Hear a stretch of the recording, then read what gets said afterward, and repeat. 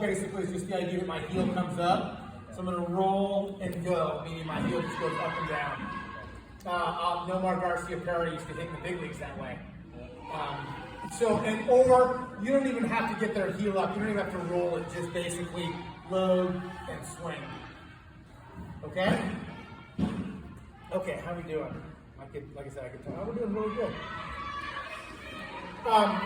Question? On your stance there, tips on getting kids to be the right distance from the plate. Oh, good. Yeah, good. Okay. General rule of thumb is that I'm going to be as far away as my foot. So my foot's that big, and I'm that far away. So if there's obviously a little guy, his foot is half that size, he's going to be. That's not an absolute, but just if you're giving them a starting point.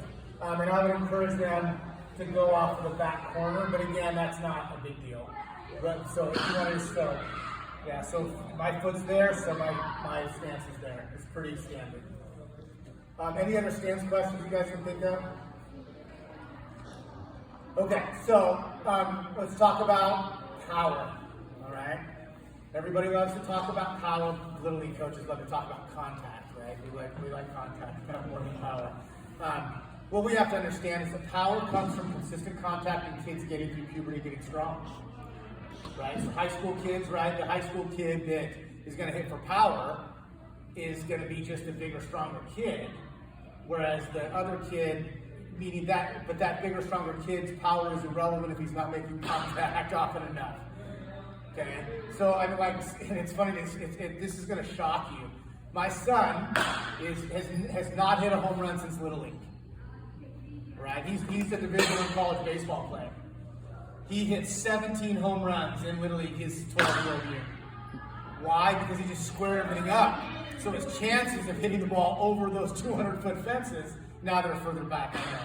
Was just real, because he hit a lot of line drive. It was,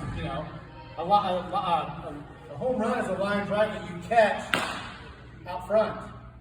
The only difference, So my point being is that power is overrated. Our goal is to create repeatability. So how do we do that? Our concept that I would like you to remember is balance and opposition. Okay, so balance is the repeatability of my swing in balance. Okay, opposition has to do with rooted in the word opposed, so my feet are opposed. Okay, so if my feet are opposed, I've created torque in my hips, which you don't need to remember or know about. As I transfer energy up from my hips into my chest, into my arms, but you're never going to say to a kid, hey, more torque, right? You would say that to a college kid, right? You say, okay. Imagine you get a golf lesson, hey, more torque. Okay, I'm trying. But we can measure opposition, right? So if you stand here and turn your foot sideways, you'll feel pressure in your butt and your calf. To release that pressure, all I do is turn my chest to the pitcher. And that's the easiest way you can kind of describe torque. And that movement, that energy releases. So it's that release of energy up through my body. So, balance is the concept of holding their finish. It will be very difficult, but they can do it. Okay? Balance is the concept that when I swing, my body is in balance, meaning my chest is upright and my feet are opposed. Okay?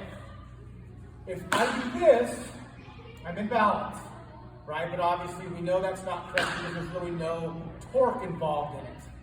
If I do this, there's a ton of torque, but there's no balance. We want to try and have them both. The good news is we achieve them both with the same mechanic. All right? So the key for us is a concept called weight transfer.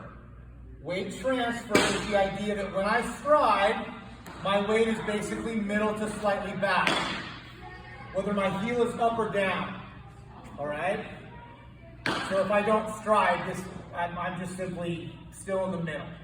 When I swing, I'm going to drive my weight from the back top diagonally down into the bottom front that's why I like to have heel ups, because it allows me to feel that trigger. So older kids, I'm triggering that heel and therefore transferring my weight. So my weight triggers down, which builds my front side to create my opposition instead of opening. If my front side opens, I don't have any opposition, therefore no torque, therefore less power. So this, I've got to block off that front side, so my heel goes down, my weight transfers. Okay, now what you're looking for is top to bottom instead of up. Okay, and again, I'll pull it all together when we talk about the next topic. Okay, make it easier for you because this is everybody, right? All the kids do drop, so we'll get to that. But we want to work top to bottom. Okay, so.